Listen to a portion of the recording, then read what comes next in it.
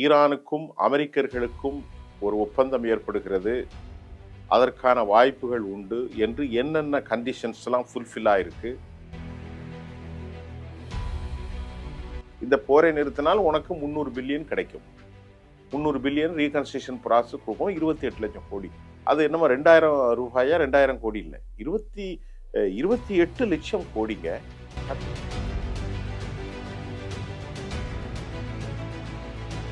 28 லட்சம் கோடி என்பது பணத்தால் கொடுக்க மாட்டார். கையிலே காசை எண்ணி கொடுப்பதும் இல்லை, வங்கித்துறையின் மூலம் டிரான்சாக்ஷனும் இல்லை.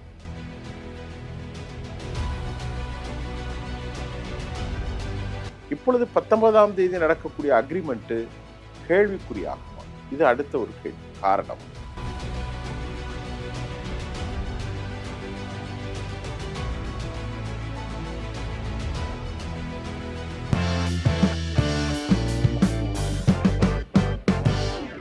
அமெரிக்க அதிபர் பல்டி. அதென்ன பல்டி? நாம் இதற்கு முன்பு பேசிய செய்தியில் அமெரிக்கா வரக்கூடிய 19ஆம் தேதி ஈரானுக்கும் அமெரிக்கர்களுக்கும் ஒரு ஒப்பந்தம் ஏற்படுகிறது, அதற்கான வாய்ப்புகள் உண்டு என்று என்னென்ன கண்டிஷன்ஸ்லாம் ஃபுல்ஃபில் ஆயிருக்கு அப்படின்ட்டு ஈரான் சொல்லியிருக்கிறாங்க. அவங்க ஒரு ஹொலிஸ்டிக் முழுமையடைந்த ஒரு நிலையில்தான் இந்த ஒப்பந்தத்தை கைச்சாத்திருக்கிறாங்க. குறைஞ்ச பக்கத்தில் ஒரு டிராஃப்ட் ஒன்று ரெடி பண்ணியிருக்காங்க, ஒரு சைன் பண்ணு, அவ்வளோதான். ஆனால் அடுத்து வரக்கூடியது பக்கம் பக்கமாக வரும். அதில் தான் நம்முடைய மற்ற விஷயங்கள்லாம் இருக்கும். அணு ஆயுத பரவலாக்கல் சட்டம், அணு ஆயுதங்கள் விவகாரங்கள், ஹெர்மூஸ் விவகாரங்கள், மத்திய தரைக்கடல் நிலைப்பாடுகள், எக்ஸ்சேஞ்சு பிஸ்னஸ் அவர்கள் மேல் போட்டிருப்பதை நீக்குவது, முடக்கப்பட்ட சொத்துக்களை எல்லாம் பக்கம் பக்கமாக இருக்கும். முதலில் 2 பேரும் கைச்சாத்திட்டு இருக்கிறார்கள். என்ன கைச்சாத்திட்டு இருக்கிறார்கள் என்று சொன்னால், நாம் இந்த ஒப்பந்தத்தை வருகிற 19ஆம் தேதி முடித்துக் கொள்ளலாம். மற்ற விஷயங்கள் நாம் பேசியாச்சு. ஒரு 14 விவகாரங்களும் 10 விவகாரங்களும். அமெரிக்கா சொன்ன 10ம் இவர்கள் எக்ஸ்ட்ரா ப்ளஸ் 4. இது எல்லாமே ஒரு இன்க்ளூசிவ் பேக்கேஜ் தான். அதுக்குள்ள எல்லாம் ஒருங்கிணைக்கப்பட்ட ஒரு கன்வர்ஜென்ஸ், என்ன சொல்வது, ஒருங்கிணைந்த ஒரு ஒரு ஹப்பு. ஆனால் தற்போது வெளியாகி இருக்கும் நேற்று மாலை செய்தியில் அமெரிக்க அதிபர் டொனால்ட் ட்ரம்ப், நாங்கள் இதில் ஒருபோதும் இந்த செய்தியை சொல்லவில்லை என அவர் புள்ளி வைத்திருக்கிறார். நாம் ஏற்கனவே கடந்த செய்தியிலே பேசியிருந்தோம். என்னவென்றால், அமெரிக்காவின் சார்பில் 300 பில்லியன் உலக நாடுகள் ஈரானுக்காக ஃபர்தர் ரீகன்ஸ்ட்ரக்ஷன், அதாவது நாட்டை வடிவமைப்பதற்கு பணம் கொடுக்க வேண்டும் என்ற கண்டிஷனை அவர்கள் செய்திருக்கிறார்கள் என்று சொன்னோம். ஆனால் அமெரிக்க அதிபர் டொனால்ட் ட்ரம்ப் தனது எக்ஸ் தள பதிவில் இந்த மாதிரி எல்லாம் ஒன்றும் பேசப்படவில்லை என்று அவர் முற்றிலுமாக நெடுஞ்சான் கிடையாக கீழே விழுந்து அவர் மறுத்திருக்கிறார். அதை எப்படி பொய் சொல்ல முடியும்? அதாவது இந்த அக்ரிமெண்ட்ல பாகிஸ்தான் அசீம் முனீர், கத்தரும் உதவி செய்தார்கள், சவுதி அரேபியா, அமெரிக்கா, எல்லா நாடுகளுமே எல்லாருமே இருந்தார்கள். ஆனால் நெடுஞ்சான் கிடையாக ஒரு ராஜரீதியான தலைவர், ஒரு சுயாதீன நாட்டின் தலைவர், ஒரு வல்லரசின் தலைவர், ஒரு செழிப்பு நாட்டின் தலைவர் எப்படி மறுக்க முடியும்? அக்ரிமெண்ட்ல பண்ணதே இந்த 300 பில்லியன் ரொம்ப ரொம்ப ரொம்ப முக்கியம். அணு ஆயுதங்கள், ஹெர்மூஸ் திறக்கிறது 300 பில்லியன். இப்போது இவர் என்ன சொல்கிறார்னா, அப்படியெல்லாம் ஒன்றும் நடக்கவில்லை. அப்படி என்றால் இவருடைய அறிவு அல்லது இவருக்கு ஏதாவது சிந்தனை கோளாறுகள் இருக்கிறதா என்ற கேள்வி இருக்கத்தான் செய்யும். சாதாரணமான விஷயம் அல்ல. இந்த போரை நிறுத்தினால் உனக்கு 300 பில்லியன் கிடைக்கும். 300 பில்லியன் ரீகன்ஸ்ட்ரக்ஷன் ப்ராசஸ் கொடுக்கும். 28 லட்சம் கோடி. அது என்னமோ 2000 ரூபாயா 2000 கோடி இல்லை, 28 லட்சம் கோடிங்க. கற்பனை பண்ண முடியாது. அப்படிப்பட்ட ஒரு அமௌண்ட்டை கொடுக்கிறதாக புரிந்துணர்வு ஒப்பந்தத்தில் அக்ரிமெண்ட்டை போட்டுட்டு நான் எங்க அப்படி சொன்னேன் அப்படின்னு சொன்னா, இது ஒரு இதை விட பைத்தியக்காரத்தனம் எதுவுமே இருக்க முடியாது. ஆனால் இந்த அக்ரிமெண்ட் படி சர்வதேச ஆங்கில காணொலிகள் என்ன சொல்லுகிறது அப்படின்னு நம்ம பார்த்தா, 28 லட்சம் கோடி அப்படியே கொடுத்துட மாட்டாங்க. எண்ணி எண்ணி எண்ணி கொடுத்துட மாட்டாங்க. அல்லது பேங்க் மூலம் டிரான்சாக்ஷன் நடக்காது. அப்ப எப்படிங்க 28 லட்சம் கோடி கொடுப்பீங்க அப்படின்னா, கிட்டத்தட்ட 79லிருந்து இதுகாரம் அவங்க உலகத்தோடு தொடர்பே இல்லாமல் போயிட்டாங்க. அவர்களுக்கு வியாபாரம் கிடையாது.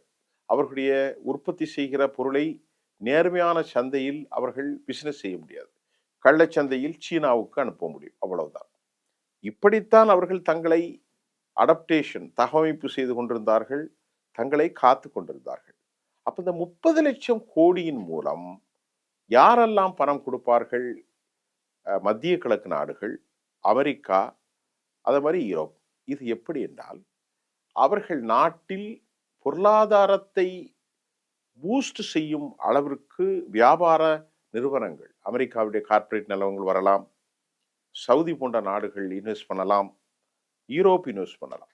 இப்போ இதுல ஒரு பெரிய இன்வெஸ்ட்மென்ட் ஆகும்போது ஆண்டுக்கு ஒரு 4,00,000 கோடி, 5,00,000 கோடி வருதுனால ஒரு 5 வருஷத்துல அவர்களுக்கு 28,00,000 கோடி கிடைத்துவிடும். இப்படித்தான் இருக்கும். இப்படித்தான்.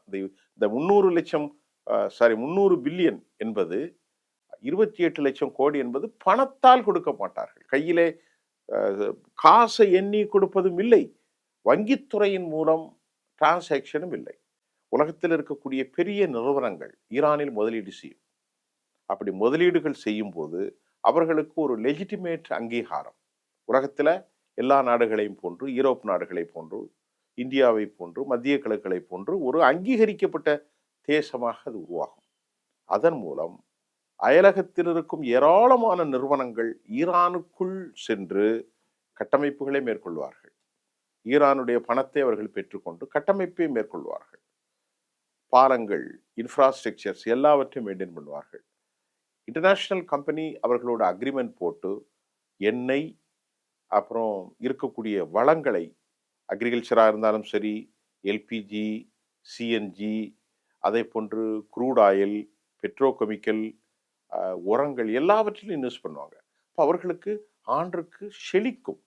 அப்போ நாடு வளர்க்கும். இப்படித்தான் 300,00,000 கோடியே அன்றி 300,00,000 கோடியை மறுபடியும் சொல்றோம். கையில எண்ணி சாக்கு கோணியில கட்டியும் கொடுக்கப்படாது. வங்கிகளின் மூலம் அமெரிக்காவிலிருந்தும், சவுதியிலிருந்தும், லண்டனில் இருந்தும், பிராங்க்பாட்டில் இருந்தும், இத்தாலியிலிருந்தும் அனுப்பப்படவும் மாட்டாது. ஆனால் அமெரிக்க அதிபர் இங்கே சொல்லியிருப்பது பலத்த சந்தேகத்தை ஏற்படுத்தி இருக்கிறது. நான் எங்கோது சொன்னேன் 20-30 கொடுப்பேன், அப்படி ஒரு சம்பவமே நடக்கவில்லை என்று குழப்புவதற்கு சில காரணங்கள் இருக்கிறது. இப்பொழுது 19ஆம் தேதி நடக்கக்கூடிய அக்ரிமெண்ட் கேள்விக்குறியாகுமா? இது அடுத்த ஒரு கேள்வி. காரணம், அமெரிக்கா இந்த ஒப்பந்தத்தில் எங்களுக்கு சம்மந்தமில்லை என இஸ்ரேல் சொல்லியிருக்கிறது. இஸ்ரேலுடைய யூத லாபி கிரஹாம் லின்சே, அவர் மிக முக்கியமான பெரிய ஒரு ஆள். அவர் எம்பி, சட்டத்தரணி. அவர் என்ன சொல்கிறார்? இல்லை, நாங்கள் இதிலே நம்பிக்கை இல்லை, அமெரிக்கா நிறைய இழந்து விட்டது என்று இவருக்கு ஆதரவானாலே சொல்கிறார். ஆக இந்த குழப்பங்களிலிருந்து தப்புவதற்குத்தான் அவர் சொல்லியிருப்பார். 300,00,000 கோடி நான் எங்கப்பா சொன்னேன் அப்படின்னு சொன்னாரா? அல்ல, அவருக்கு தெரியும், அமெரிக்க அதிபருக்கு தெரியும், அவருடைய ஆலோசகத்தார்கள் எவ்வளவு பேர் இருக்கிறாங்க, அவர்கள்லாம் சொல்லியிருப்பாங்க. ஆனால் இப்படி ஒரு குழப்பத்தை ஏற்படுத்தியதன் மூலம் 19ஆம் தேதி கேன்சல் ஆகுமா என்ற கேள்வியும் நமக்கு இருக்கிறது. பெரும் குழப்பத்திலான ஒரு ஒரு உலகத் தலைவனை அமெரிக்கா பெற்றுக் கொண்டிருக்கிறது. உலகமும் பெற்றுக் கொண்டிருக்கிறது. இப்பொழுது தலையிலே அடித்த கதையாக கத்தர் சிக்கலில் சிக்கி கொண்டிருக்கிறது. பாகிஸ்தானுடைய அசீம் முனீரும் என்னடா இது நேற்று பாயசி ஒரு எம்ஓயு என்பதை போன்று பரஸ்பரம் ஒரு புரிந்துணர்வை ஒரு பேப்பர்ல 5 பேப்பர்ல எழுதிட்டோம். என்னென்ன அதுக்கப்புறம் டாக்குமெண்டேஷன் செய்யும் போது எல்லாம் தனித்தனியாக வரும். அதற்கான ஆன்கோயிங் ப்ராசஸ், செயல்பாட்டு வடிவம், செயல் வடிவம் தற்போது சென்று கொண்டிருக்கிற நேரத்தில் நான் எங்கே சொன்னேன் என்று உல்டாவாக அவர் தலைகீழாக பங்கர் பஸ்டரை போன்று குண்டு வீசி தப்பியிருக்கிறார். ஆகவே இப்போது அடுத்த கேள்வி என்னால் 19ஆம் தேதி நடக்குமா? அமெரிக்க அதிபருடைய இந்த உல்டாவுக்கு என்ன காரணம்? ஒருவேளை பெஞ்சமின் நெதன்யாகு, பென் கெவிர், அதே போன்று இஸ்ரேல் கர்ட்ஸ் போன்ற கடும்போக்கு யூத தீவிரவாதிகள், அதாவது யூதர்களை நாடு பிடிக்கும் தீவிரவாதம், குறிப்பாக சொன்னால் கோலான் குண்டுகள் சிரியா, அதே போன்று மேற்கு கரை மக்களை ஆக்கிரமித்து செட்டிலர்ஸ் யூனிட் ஆக்க போறாங்க. அதுக்கு இங்கிலாந்து கடும் கண்டனம். 3வது அவர்களுடைய விவகாரம், ஒரு இடையக மண்டலத்தை ஏற்படுத்தி இருக்கிறார்கள் லெபனானில். 4வது அவர்களுடைய மோசமான நிலைப்பாடு காசாவில் வெளியேற மறுக்கிறார்கள். 70% அந்த மக்களை ஊரை ஆக்கிரமிப்பதற்கு திட்டம் போடுகிறார்கள். இப்படிப்பட்ட ஒரு தீவிர தன்மை கொண்டவர்கள், மிக மோசமான ஒரு கும்பல் என்றுதான் அவர்களை சொல்ல வேண்டும். அவர்கள்தான் அமெரிக்காவுக்கு தொழிலதிபர்களின் மூலம், இராணுவ பிராந்தியங்களின் மூலம் அழுத்தம் கொடுத்துத்தான் இவர் மீண்டும் 24 மணி நேரத்தில் அல்லது 40 மணி நேரத்தில் பல்டி அடித்திருக்கிறார், பல்டி அடிப்பாரா என்ற கேள்வி எழுகின்றது. ஒருவேளை அமெரிக்கா கிரஹம்லின்சே போன்றவர்களை சொல்லை கேட்டு, அமெரிக்காவினுடைய டெமோக்ராட்ஸினுடைய அழுத்தத்தை கேட்டு, அமெரிக்காவுடைய யூத லாபிக்கு கட்டுப்பட்டால் இது காணல் நீராக போய்விடும். 17 நாளை ஒரு நாள் மட்டும்தான் பாக்கி இருக்கிறது. வியாழக்கிழமை தான் இந்த ஒப்பந்தம் ஜெனீவாவில் நடைபெறுவதாக இப்பொழுது கொண்டாட்டங்கள் தொடங்கி இருக்கிறது ஈரானுக்குள். ஈரானுடைய மக்கள் பலர் இதை நீங்கள் ஏற்கக்கூடாது, நாம் கடைசி வரைக்கும் போர் செய்து மடிய வேண்டும் என்று கடும் போக்குவாதிகள். ஆனால் Masoud Pezeshkian, Abbas Araghchi, Bagher Qalibaf போன்றவர்கள் தேச நலன் கருதி முடிவுக்கு வர வேண்டும். இவர்கள் ஒரு பக்கம். இந்த நிலையில் கருப்பு ஆடைகளை அணிந்த போராட்ட குழு மற்றொரு பக்கம். அமெரிக்க அதிபரின் உல்டா பல்டி உலகத்தை குழப்பி இருக்கிறது.